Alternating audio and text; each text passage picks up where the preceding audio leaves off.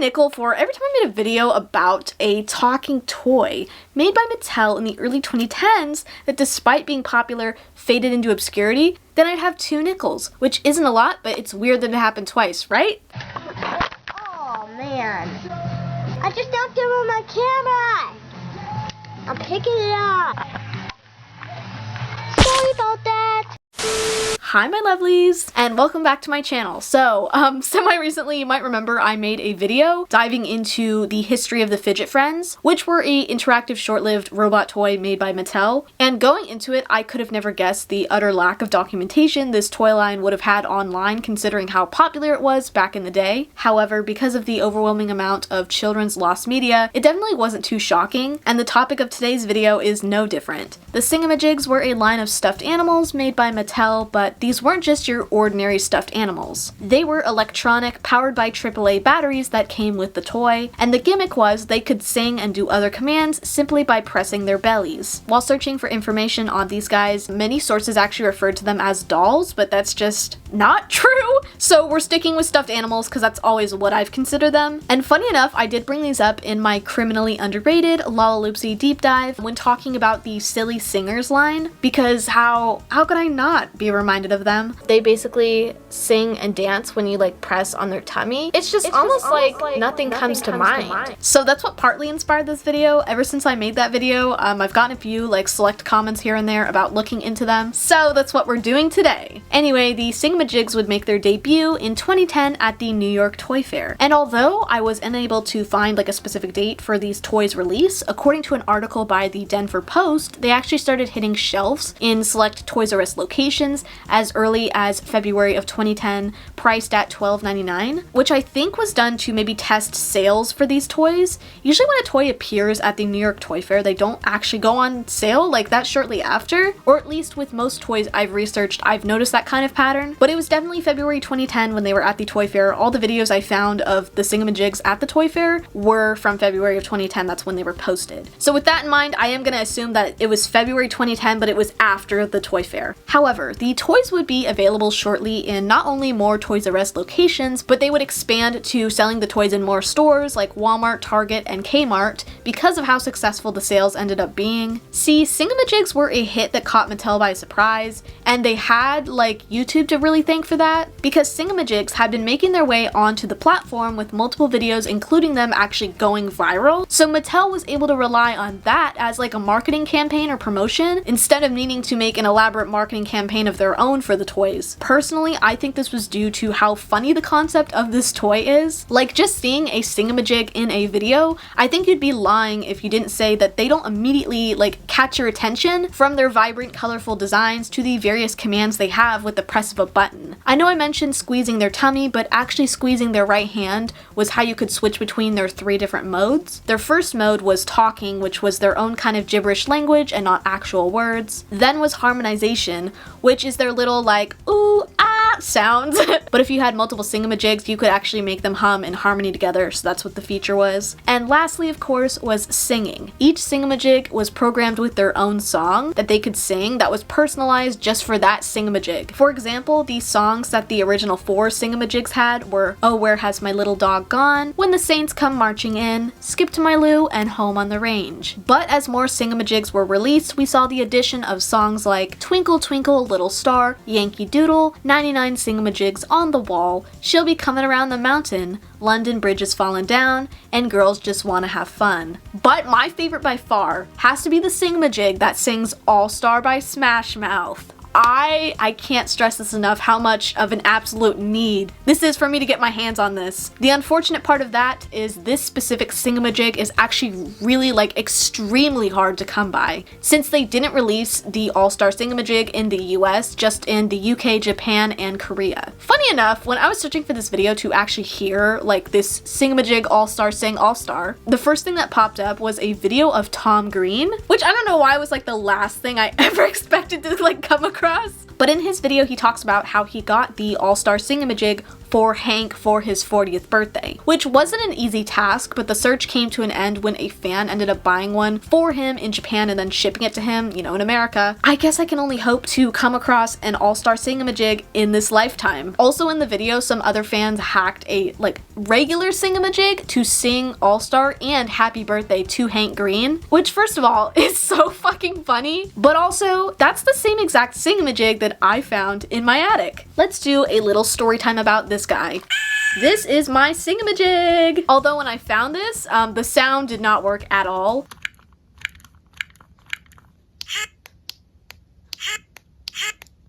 Because unlike my Zuzu pets where I just assumed they would work on camera, I wanted to test this out, obviously. And I was determined once I realized the sound wasn't working to restore my Sing-A-Ma-Jig. So I screwed open the battery capsule and luckily the batteries were not corroded. So with a new set of batteries, my Sing-A-Ma-Jig was good as new. Well, besides missing the shirt, which I am a little sad about. I promise you didn't hear that. It doesn't change my love for you, please.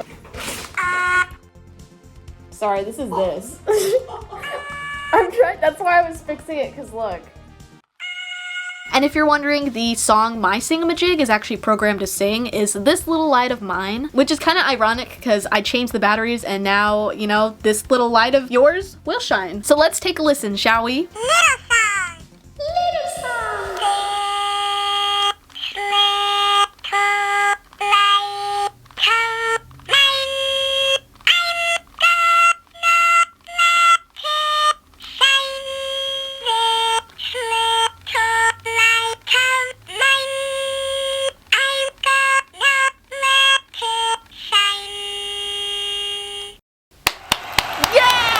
And then I think this one is the talk mode. Okay, it's gonna say bye to me in a minute.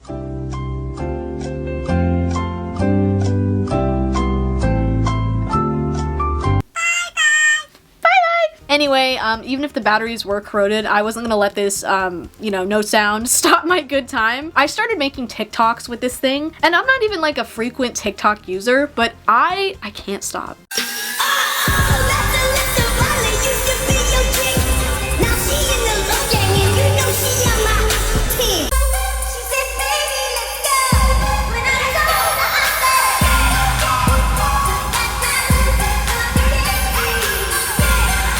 Anyway, back to the Sing-A-Ma-Jigs though. Speaking of exclusive Sing-A-Ma-Jigs like the All-Star one thing I talk about a lot in my toy-related video essays is I am such a sucker for holiday-themed toys, and once the Sing-A-Ma-Jigs began garnering a fan base, they were no different and began releasing several holiday-themed Sing-A-Ma-Jigs. The first holiday release was in late November of 2010, following their initial spark in popularity, but also just in time for the holiday season. And this Sing-A-Ma-Jig was green and Santa-themed, complete with a Santa hat, jacket, and beard. And the Santa Sing-A-Ma-Jig was also programmed to sing Jingle Bells. Jingle bell, jingle bell, jingle all the way. That wasn't the only Christmas-themed Sing-A-Ma-Jig though. My personal favorite is actually the Reindeer, which was released the following year in 2011. The Reindeer is programmed to sing We Wish You a Merry Christmas. We wish you a Merry Christmas.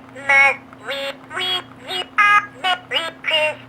There was a snowman too that also came out in 2011, but just like the Santa, it was programmed to sing Jingle Bells. Then in February 2011, we got our first and only Valentine's Day Sing-A-Ma-Jig, which was red and had these like adorable heart-shaped ears and was wearing this light pink shirt with hearts all over it. And the Valentine's Day themed Sing-A-Ma-Jig was programmed to sing Let Me Call You Sweetheart. Let me call you sweetheart.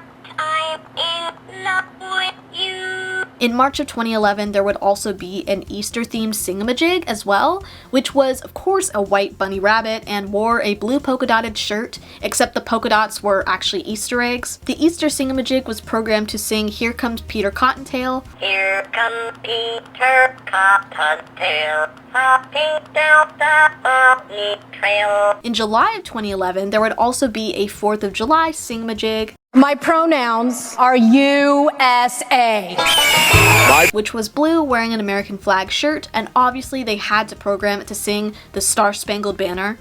Say, can you see what the lovely love? And lastly, we have my personal favorite, the Halloween-themed Sing-A-Ma-Jigs. There were actually 4 total of these guys. There was a skeleton, a pumpkin, a ghost, and a witch. These guys were all programmed to sing Trick or Treat, but they had different like sign-offs when you would go to turn them off. For example, the skeleton says scare you later, while the witch says see you later. As for the pumpkin and the ghost, they both signed off by saying happy Halloween. But this wasn't the end when it comes to exclusive Sing-A-Ma-Jigs. They also had birthday Sing-A-Ma-Jigs, which were programmed to of course sing happy birthday in 2 different pitches, which speaking of, when I was talking about their commands earlier, I didn't mention this, but the Sing-A-Ma-Jigs all have different pitches or tones, just like there's different types of singing harmonies. For example, the happy birthday Sing-A-Ma-Jig is a soprano while the other is a tenor. These 2 also had special sign-offs, so the tenor would say can I have cake too, while the soprano would say bye bye birthday. Also, I have to say, yes, they were wearing a special birthday shirt, but I can't lie, I was fully expecting at least one of them to be wearing a birthday hat. You know, like the simple pointy ones. And I will admit, I'm disappointed. You know, we got a Santa hat, and then there's no silly birthday hat. In fact, on their YouTube channel, in the little happy birthday music video they made with the Sing-A-Ma-Jigs, they are wearing birthday hats. So I'm not crazy, it's just like, how dare you honestly?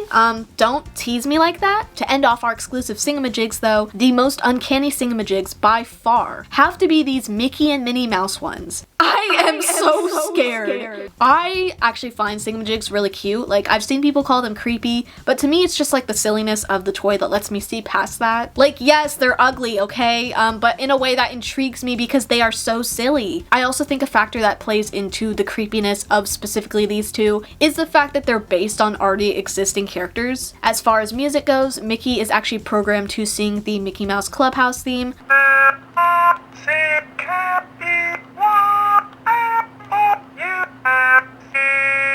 I'm sorry. Did someone say Playhouse Disney?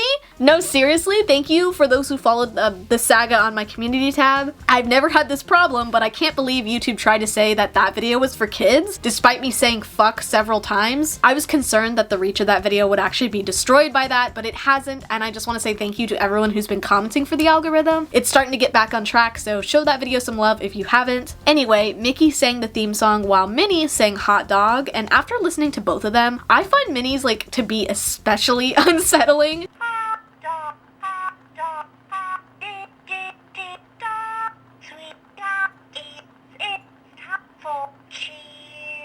Besides these exclusive Sing-A-Ma-Jigs, we would also see the release of a new variant of Sing-A-Ma-Jig in 2011, aka the Sing-A-Ma-Jig Duets. The Sing-A-Ma-Jig Duets looked like the regular ones, the only difference was this time they were holding like a little baby Sing-A-Ma-Jig, whose mouth would also open and sing when you squeeze the toy. I really like the addition of the Duets line because not everyone had like more than one Sing-A-Ma-Jig, and they kind of lost out on that harmonizing feature, so since there's automatically 2, they obviously could harmonize and talk to each other. My thing is, I don't know if it's because the toy's old or something, but the little guy's mouth doesn't open up that much in every video I've seen. That could be because like it's hard to get a good grip and like film at the same time, or maybe it's because like it depends on like what spot you're squeezing specifically, because you know you're squeezing the stomach area, but then the little baby is also like right in the stomach area. Regardless, I think the concept is really cute. In total, there were 10 Sing-A-Ma-Jig duets, and my favorite detail about these has got to be the fact that these like mini Sing-A-Ma-Jigs aren't the same. For example, these like duets featured in this YouTube promo and at an early showing of Mattel and Fisher-Price products, which speaking of Fisher-Price, I know I mentioned that Sing-A-Ma-Jigs were made by Mattel, which they are, but technically they were branded as like Fisher-Price toys. Fisher-Price is a subsection of Mattel, so like they are like one of the same. So because of that and like the fact that I saw Mattel slapped onto everything related to Sing-A-Ma-Jigs, I mostly just referenced them in this video. Back to my point though,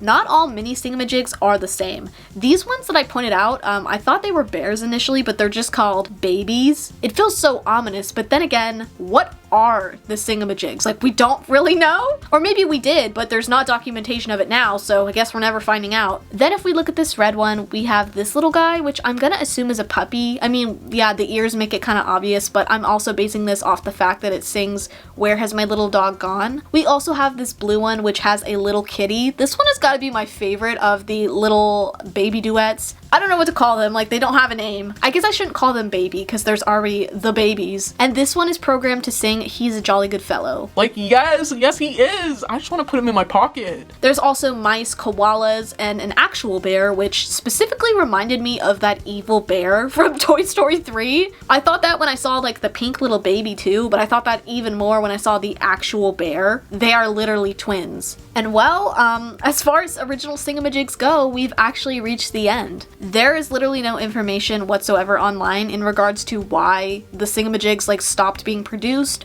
only that the toys lasted from 2010 to 2011. However, I would like to take that timeline with a grain of salt. Obviously, I'm not talking about 2010, it's confirmed they were released in 2010. I mean the 2011 part. The only proof I could find to confirm this timeline was the last video uploaded to their official YouTube channel 12 years ago on November 7th of 2011. And if you think about it, it doesn't mean much because they would go on to release 2 Christmas-themed Sing-A-Ma-Jigs just a month later in December. Why I have my doubts though is because for research purposes, I scoured the internet for videos of Sing-A-Ma-Jigs like during their prime, and there's videos of them in stores from 2012 to 2013. So I think that 2010 to 2013 is a more realistic timeline for the Sing-A-Ma-Jigs. I'm thinking after 2011, maybe they stopped producing new Sing-A-Ma-Jig designs and just kept the current ones they had on shelves for the next 2 years. But let me know what your theory is in the comments, and if you have any more information in regards to the Sing-A-Ma-Jigs, I would really be interested to hear it. Before we move past the original Sing-A-Ma-Jigs though, I did want to talk about the prototyped Sing-A-Ma-Jigs that I found on YouTube. Just like the Fidget Friend videos, you might have noticed I neglected the earlier history of this toy line, which is, I think, usually the most interesting part when revisiting these toys for these types of video essays. You get to see like what could have been when there's like that concept art, which to me is really cool. Sometimes it's not like a drastic change and other times it is. So I did want to talk about these Sing-A-Ma-Jig prototypes that I stumbled upon at least. I found this video that was uploaded on YouTube by Ross Magers, and he talks about and shows us these Sing-A-Ma-Jig prototypes, which are known as the Jibber Jabbers.